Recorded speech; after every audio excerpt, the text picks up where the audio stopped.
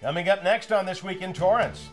Torrance police nabbed several drivers for breaking the law. We'll show you how they did it.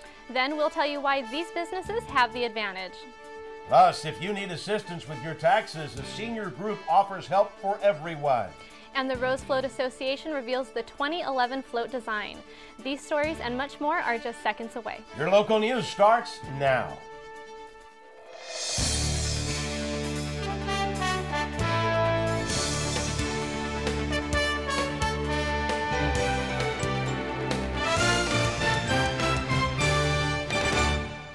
Hello everyone and welcome to This Week in Torrance. I'm Margaret Sharpe, sitting in for Jen Chen. And I'm Ben McCain. Thanks for joining us. The Torrance Police Department continues to crack down on drivers breaking the cell phone use law. Reporter Renee Hiblinger takes us to a special enforcement operation where drivers were caught in the act.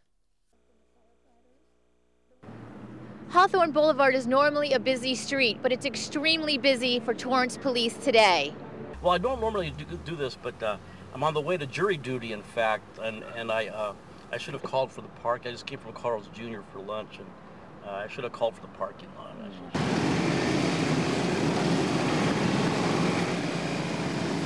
But while Ken was upholding the law by reporting for duty, he obstructed the law by using his cell phone. Ken got a ticket for what could cost him hundreds of dollars. This was the third special enforcement operation to crack down on motorists who continue to talk and text on their cell phones while driving. Hey man, it's law, I guess. You got pulled over for cell phone use? Mm-hmm. How do you feel about that? Fine. Fine? You feel fine? You're getting a ticket? First time. First time. Yeah. Why don't you have a Bluetooth? Because I don't have one yet. I just started driving. These drivers seem to have a nonchalant attitude while disobeying the law, and that is why Torrance residents are concerned. We got numerous complaints from citizens about people using their cell phones while driving.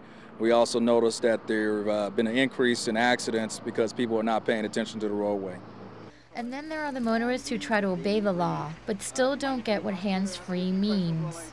We pulled him over, and as I came up on the car, he was holding his cell phone in his right hand, but he turned and looked at me, and I saw that he had a small Bluetooth in his right ear.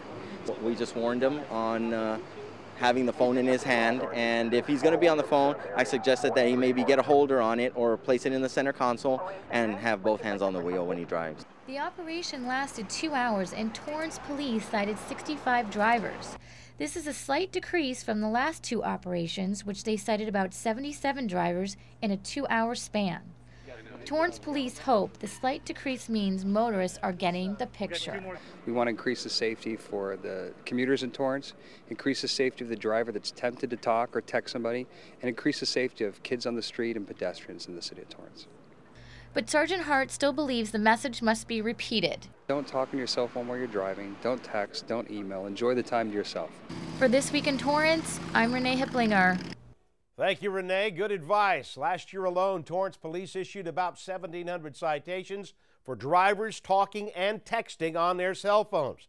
The California Highway Patrol issued 10,000 citations statewide. The city recently held the annual Torrance Advantage Awards. The awards recognize local businesses for their innovation and for their community enrichment. Anna Carranza takes us to the event.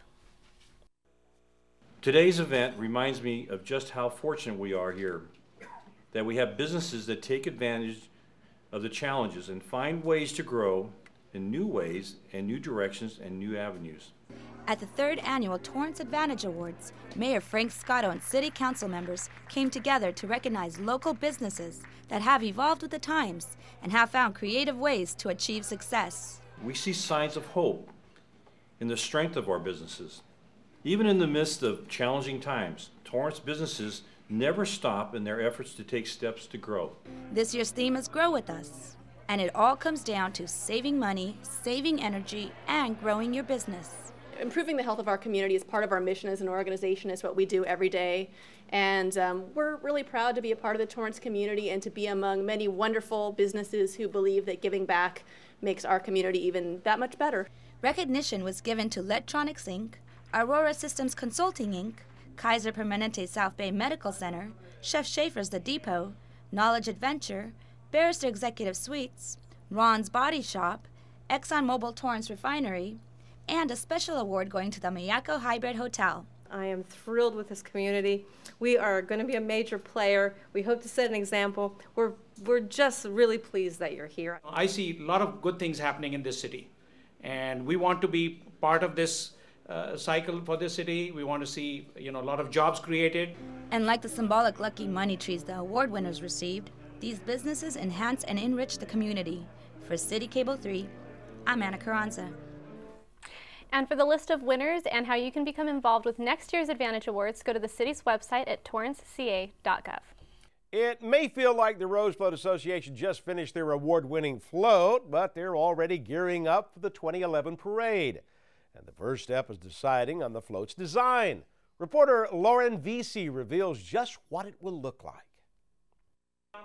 It's no secret that the city of Torrance annually brings something special and unique to the Pasadena Rose Parade. And I'm always excited with Torrance because, we've had so many wonderful hits with the parade. This year, residents should be excited for the amazing theme that was recently chosen for next year's big day. I'm just very excited about it, and I can't wait to get started on it. Building dreams, friendships, and memories is the theme of this year's parade.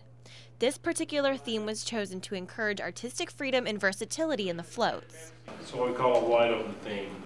With the theme in place, Raul R. Rodriguez and Tim Estes of Fiesta Floats presented the Torrance Rose Float Association with 9 very different concepts. Very long, oversized guitar with a serape wrapping around it. Of course, the serape would be very colorful. After being presented with all of the float concepts, the association was given time to look over each sketch. That's really good. I like this one. From fairies to drive-ins to babies, clowns, and even an oversized dragon, they had a lot to consider for the vote. 2 for 5, 2 for 8, and 11 for 9. Yes! But in the end, the association almost unanimously chose Tea with Friends, a scene that immediately sparked imaginations as soon as it was presented. Now, would you have smoke coming out of his nose or fire or something to that effect? Boy, jam, whatever you want. Well, it's going to have a lot of action. Look like it'll have a lot of action in it with what we like. And also the color in it is going to be fantastic. The theme was so popular that even those who didn't vote for it were still pleased. It was actually going between the dragon and the little fairies, but the dragon, I guess, is bigger and tougher, so he won out. He burnt the fairies. With Tea with Friends chosen as this year's theme, the Torrance Rose Float Association has now tackled the first step of a 9-month process that'll culminate on January 1st. For Torrance City Cable 3, I'm Lauren Vesey. Thank you, Lauren. The Torrance Rose Float Association holds their monthly meetings on the first Wednesday at 7:30 p.m. in the 3rd floor assembly room, and any Torrance resident 13 years of age or older may become a float decorating volunteer. Coming up, we'll tell you how to avoid scams associated with the 2010 census. But first, here's the current temperature outside.